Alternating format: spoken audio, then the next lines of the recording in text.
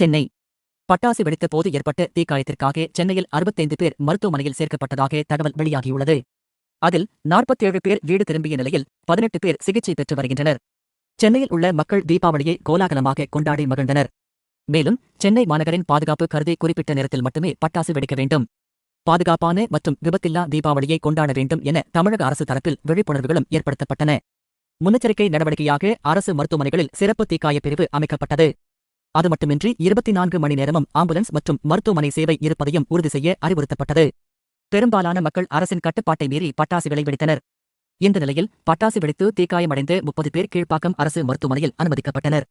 அதில் 18 பேர் சிகிச்சை முடிந்து வீடு திரும்பிய நிலையில் 9 சிறுவர்கள், 2 ஆண்கள் மற்றும் 1 பெண் என 12 பேர் மட்டும் சிகிச்சை பெற்று வருகின்றனர்.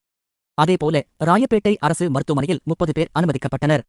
அதில் 24 பேர் சிகிச்சை முடிந்து வீடு திரும்பிய நிலையில் 6 பேர் சிகிச்சை பெற்று வருகின்றனர். மேலும் கிண்டி கருணாநிதி நூற்றாண்டு மருத்துவமனையில் 5 பேர் அனுமதிக்கப்பட்ட நிலையில் அனைவரும் வீடு திரும்பியுள்ளதாக தெரிவிக்கப்பட்டுள்ளது. அதேபோல் அரசு விதித்த 2 மணி நேர கட்டுப்பாட்டை மீறி பட்டாசு வெடித்தவர்கள் மீது 319 வழக்குகளை பெருநகர சென்னை காவல்துறையினர் பதிவு செய்துள்ளனர்.